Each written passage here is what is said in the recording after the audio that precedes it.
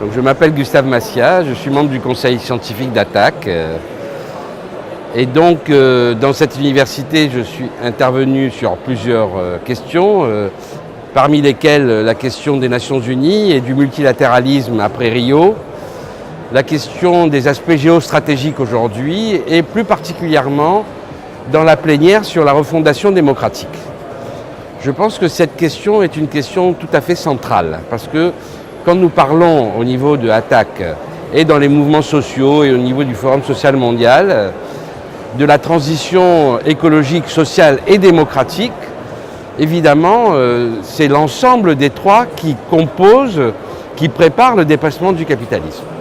Et la question géostratégique, la question géopolitique est présente dans les trois, sur la question sociale, sur la question écologique, évidemment, comme tout le monde peut le voir, et sur la question démocratique.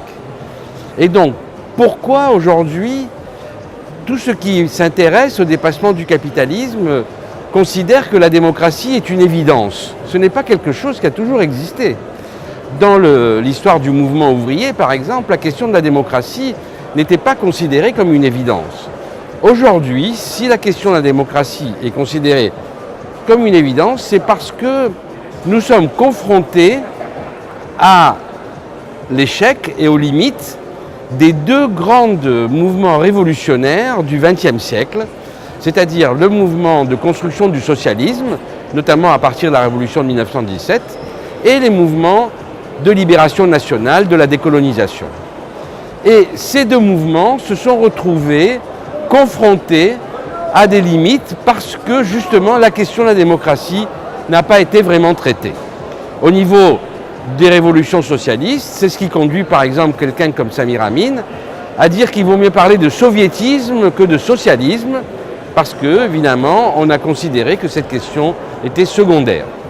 Et puis, au niveau des luttes de libération nationale, on voit bien que l'évolution des régimes issus de la décolonisation sont des régimes qui finalement se sont retrouvés avec une rupture entre les élites issues qui ont conduit les mouvements de libération nationale et les peuples sur la question de la corruption et de la démocratie.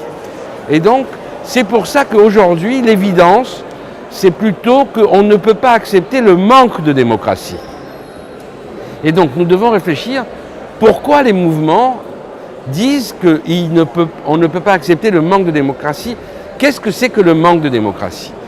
Pour les mouvements, le manque de démocratie, c'est d'abord la question des libertés individuelles et collectives. On ne peut pas accepter des régimes, des transitions qui ne respectent pas les libertés individuelles et collectives.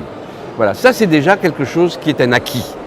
La deuxième question, c'est que la question du dépassement du capitalisme se fait autour d'une orientation stratégique par rapport à une société ou à un monde construit par la subordination au marché financier des capitaux.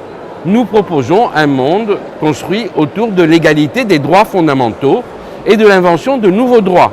La liberté de circulation, les droits écologiques, la souveraineté alimentaire, toute une série de nouvelles questions.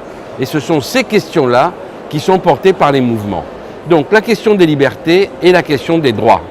Mais évidemment, il y a d'autres questions qui sont posées, notamment la question du rapport entre pouvoir et politique, parce qu'on est toujours confronté au fait que si on veut dépasser le capitalisme, il y a un moment où il y aura une rupture.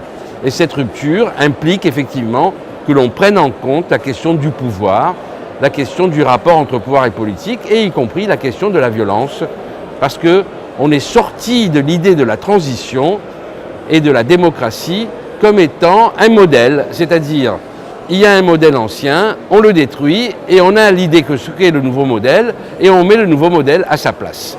Ce n'est pas comme ça que se fait la transition, évidemment, c'est un cheminement, c'est un processus avec des contradictions. Et c'est ce qui est intéressant dans les nouveaux mouvements qui se sont développés en Tunisie, en Égypte, avec les indignés, avec les Occupy, avec Y'en a marre au Sénégal, avec les étudiants chiliens et québécois. Dans ce processus, il y a une nouvelle culture politique. Et cette nouvelle culture politique commence par poser une question fondamentale, c'est comment lutter contre l'hégémonie culturelle qui permet la domination du capitalisme. Et c'est à travers cette culture politique de l'auto-organisation, de l'horizontalité, de la diversité, du rapport entre individuels et collectifs, que peut se commencer à se construire des nouvelles formes de démocratie.